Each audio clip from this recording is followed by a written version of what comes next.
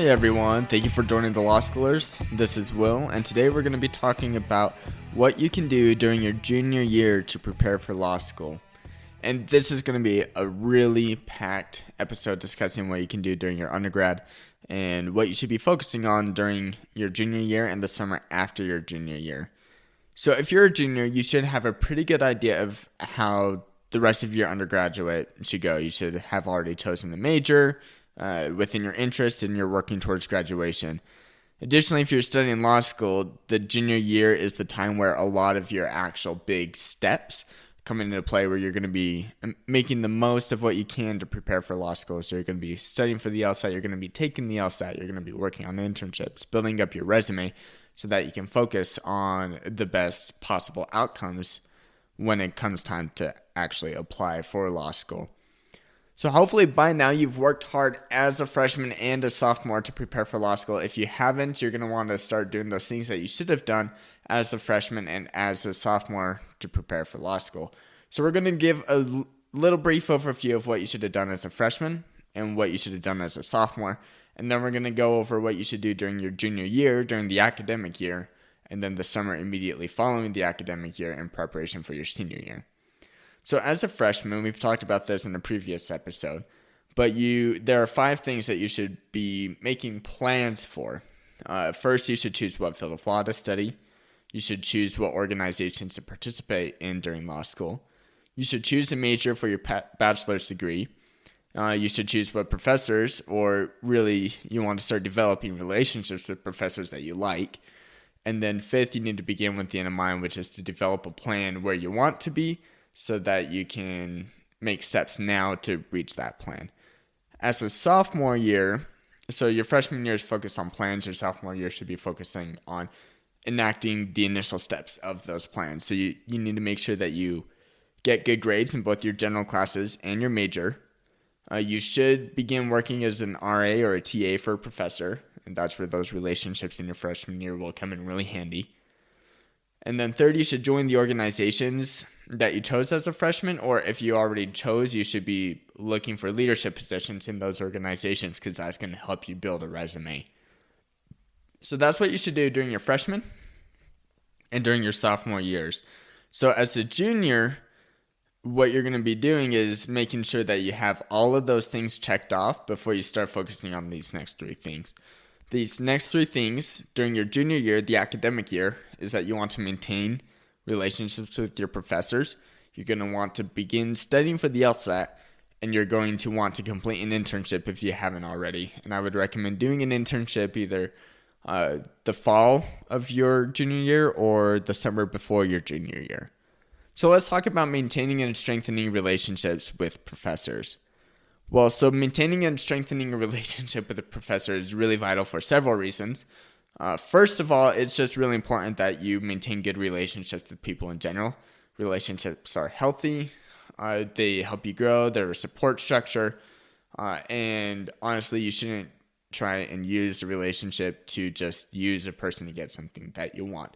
Which it may sound like I'm advocating for doing that a little bit, because a lot of these relationships lead to receiving letters of recommendation. But I don't want you to just get a relationship to get a letter of recommendation.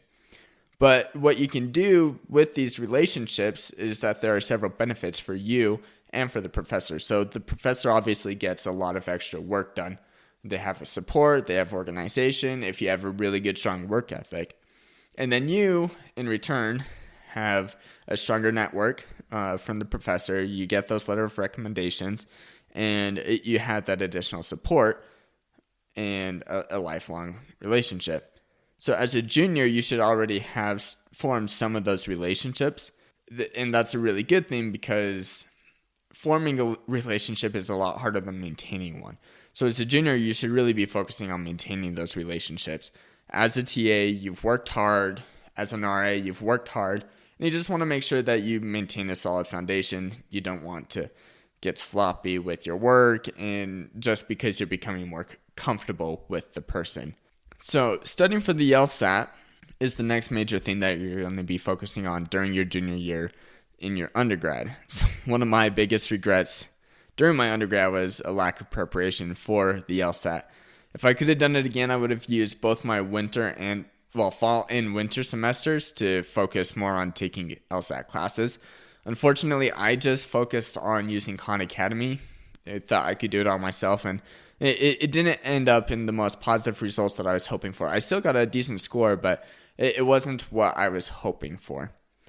So the LSAT is vital for law school admittance. The two biggest things that the law school committees are going to look at is your LSAT score and your GPA.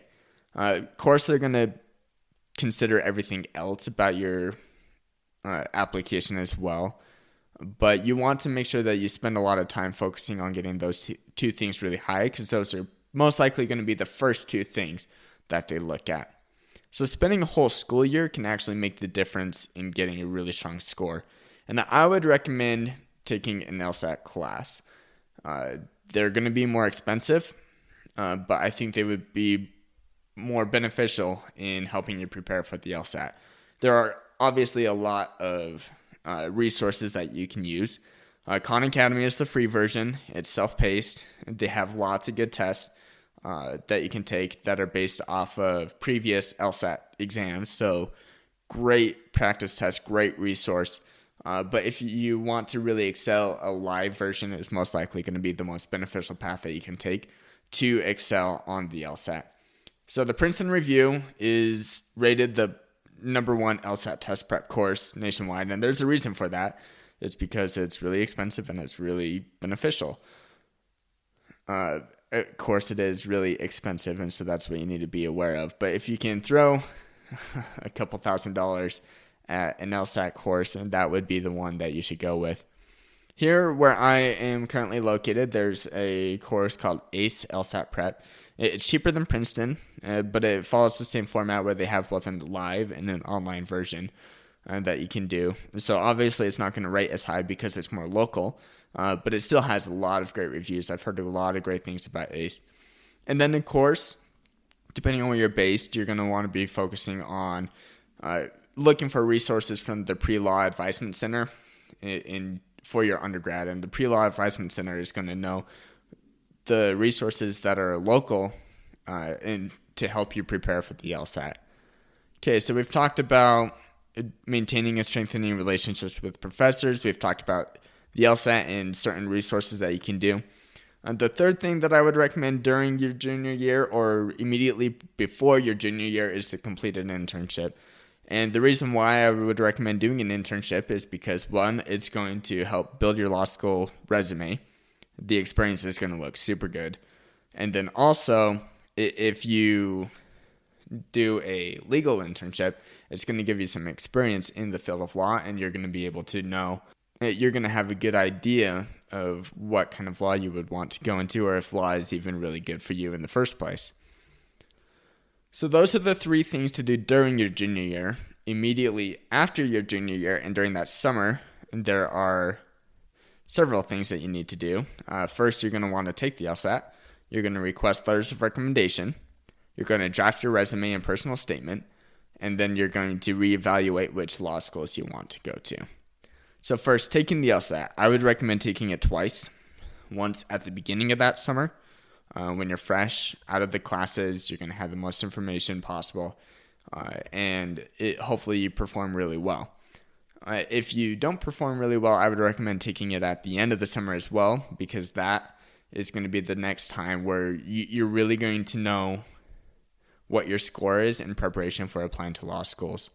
So second, you're going to want to request letters of recommendation from the professors. And so during your junior year, where you've strengthened and maintained those relationships, this is going to become really beneficial because this is the time when you need to make those requests right before you apply. And this is going to give your professors plenty of time to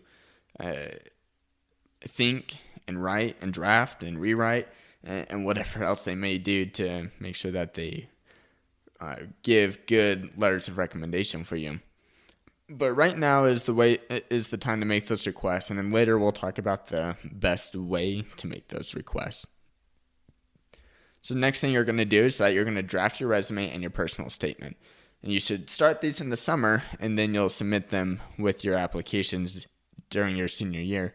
but you want to make sure that these are done so that you have time to rewrite and redraft. Finally, you're going to reevaluate your options. So as a freshman, or whenever you decided that you wanted to go to law school, you should have set goals of which law schools that you wanted to apply to. And now you're going to reevaluate those goals because you're going to have an LSAT score and you're going to have a pretty good idea of what your GPA is going to be. And so, as I said earlier, those two things are the two biggest things that the law school application boards will review. And since you have a good idea, you can have an assessment of what law schools you're most likely to be accepted to. And you can make those evaluations and be successful. So that's everything. That was a lot in a very short amount of time. So I'm just going to summarize real quick what those things that you should have done. So you need to solidify your freshman plans and then enact those plans as a sophomore. And then you're going to want to make sure that you keep doing those activities as a junior. Second, you're going to maintain relationships with your professors. You're going to find resources and study for the LSAT. And then last thing you're going to do during your junior year would be to complete an internship. So after your junior year, during that summer, you're going to want to take the LSAT at the beginning and end of the summer. You're going to request letters of recommendation, and you're going to draft a resume and personal statement. And then once you've done all that, just decide what law schools you want to attend. That's everything that you're going to be focusing on your junior year. Best of luck in reaching your law school plans.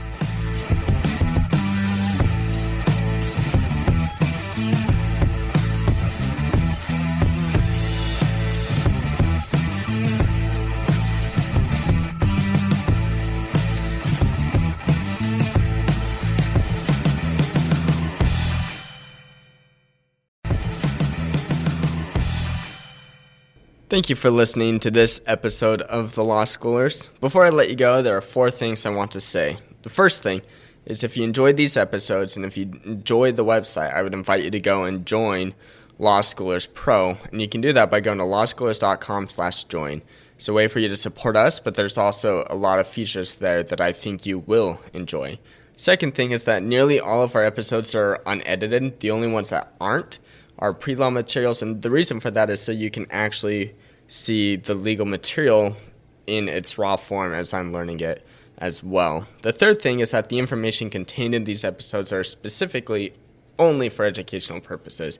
They're not to be used as legal advice, and with that, the fourth thing is if it is used as legal advice, we are not liable. That is, Law Schoolers is not liable for any legal outcomes. Thank you again for enjoying the show. Have a good one.